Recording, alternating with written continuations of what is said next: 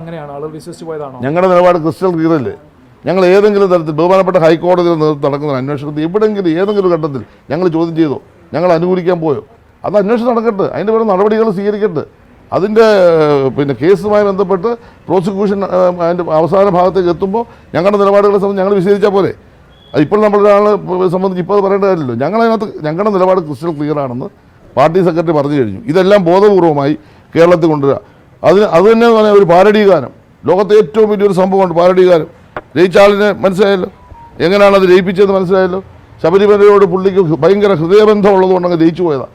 ഇതൊക്കെ എവിടുന്നാണ് ഉണ്ടായെന്നും ഇത് എവിടുന്നാണ് ഇത് സൃഷ്ടിക്കപ്പെടുന്നതെന്നും ഇത് കേരളത്തിൽ ഏതെല്ലാം തരത്തിലാണ് വർഗീയവൽക്കരണത്തിന് പ്രോത്സാഹനം കൊടുക്കുന്നതൊക്കെ കൃത്യമായി മനസ്സിലാകുന്നവരാണ് കേരളത്തിൽ ജനങ്ങൾ. ഇതെല്ലാം മനസ്സിലാക്കിയുള്ള തിരിച്ചടിയായിരിക്കും അടുത്ത നിയമസഭാ തെരഞ്ഞെടുപ്പിൽ കോൺഗ്രസിന് ലഭിക്കാൻ പോകുന്ന കാര്യം നിങ്ങൾ എഴുതി വെച്ചു. ഞങ്ങൾ അത്തരം കാര്യങ്ങളെപ്പറ്റി ഞങ്ങൾ ഉപയോഗിക്കേണ്ട കാര്യമില്ല. ഞങ്ങളുടെ മുഖ്യമന്ത്രി തന്നെ വിശദീകരിച്ചല്ലോ, പറയേണ്ട കാര്യങ്ങളെ പറയാവുന്നത്. പിന്നെന്താ അതിനകത്ത് സംബന്ധിച്ച് ഞങ്ങൾക്ക് അദ്ദേഹത്തിൻ്റെ അഭിപ്രായം ശരിയാണോ തെറ്റാണ് ഞങ്ങൾ പറയട്ടെ. ഞങ്ങളുടെ മുഖ്യമന്ത്രി ചേർത്തല നടന്ന സമ്മേളനത്തിൽ തന്നെ ചില കാര്യങ്ങൾ ശ്രദ്ധിച്ചേ പറയാവൂ എന്ന് മുഖ്യമന്ത്രി പറഞ്ഞല്ലോ. അതിനെന്താ അത് പറയാനുള്ള ധൈര്യം മുഖ്യമന്ത്രി കാണിച്ചോളൂ, വേറെ ആരും പറഞ്ഞോ? അല്ല അത് ശരി, അദ്ദേഹം ചോദിച്ച പോലെ അയിത്തുണ്ട്. അദ്ദേഹം കേരളത്തിലെ ഏറ്റവും വലിയൊരു സമുദായ പ്രസ്ഥാനത്തിൻ്റെ നേതാവാണ്. ആ സമുദായ പ്രസ്ഥാനത്തെ 30 വർഷം നയിക്കുന്ന നേതാവാണ്. അദ്ദേഹം പറഞ്ഞ കാര്യത്തെപ്പറ്റി ഞങ്ങളുടെ അഭിപ്രായം അദ്ദേഹത്തിൻ്റെ സാന്നിധ്യത്തിൽ കേരളത്തിൻ്റെ മുഖ്യമന്ത്രി വിശദീകരിച്ചു. ആ പ്രശ്നം അവിടെ തീർന്നു. ഇനി അത് കൂടുതൽ നമ്മൾ പ്രതികരിക്കേണ്ട കാര്യമില്ല. അതോടൊപ്പം തന്നെ ഒരു കാര്യമുണ്ട്, അതായത് ആ സമയം തന്നെയാണ് ഈ മലപ്പുറം പോലുള്ള സ്ഥലങ്ങളിൽ ഈ ന്യൂനപക്ഷ വോട്ടുകളുടെ ഒരു ഏകീകരണം ഉണ്ടായിട്ടുണ്ടെന്നുള്ളത് ഒരു വസ്തുതയാണല്ലോ. ന്യൂനപക്ഷ വോട്ടുകൾ എങ്ങനെ ഏകീകരിച്ചത്?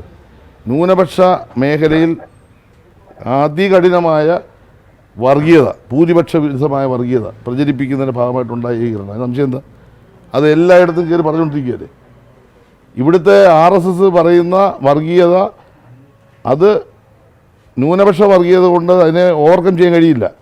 അതിന് പകരമായി അതിനെ ഓവർകം ചെയ്യേണ്ടത് എങ്ങനെയാണ്? എല്ലാവരെയും കൂടെ ചേർത്ത് പിടിച്ച് വേണം അതിനെ ഓവർകം ചെയ്യാൻ, അതിനെ അതിജീവിക്കാൻ. ഇവിടെ എന്താ ചെയ്യുന്നത്? ഭൂരിപക്ഷ വർഗീയത ന്യൂനപക്ഷ വർഗീയത കൊണ്ട് എതിർക്കുന്നു. ന്യൂനപക്ഷ വർഗീയമായ കാര്യങ്ങൾ അത്തരം വീടുകളിൽ പോയിട്ട് പച്ചയ്ക്ക് കത്തിച്ച് പറഞ്ഞ് കയറ്റി വിടുകയാണ്. അപ്പോൾ വികാരം കൊള്ളുകയാണ്. അതുപോലെ തന്നെയാണ് ഭൂരിപക്ഷ വീടുകളിൽ പോയി തിരിച്ചും പറയുന്നു. ഇത് രണ്ടും പറയാൻ ഞങ്ങൾക്ക് അറിയില്ല, ഞങ്ങളിത് പറയാറുമില്ല. ഞങ്ങൾ പറയുന്ന രാഷ്ട്രീയമാണ്.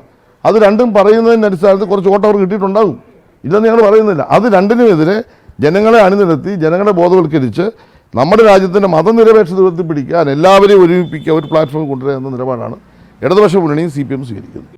ലോകത്തെവിടെയായാലും ഏത് സമയത്തും 24 വാർത്തകളും ഓഗ്മെന്റഡ് റിയാലിറ്റി പാക്കേജുകളും എക്സ്പ്ലെയിനറുകളും വിശദമായി കാണാൻ ഞങ്ങളുടെ YouTube ചാനൽ നിങ്ങൾക്ക് സബ്സ്ക്രൈബ് ചെയ്യാം.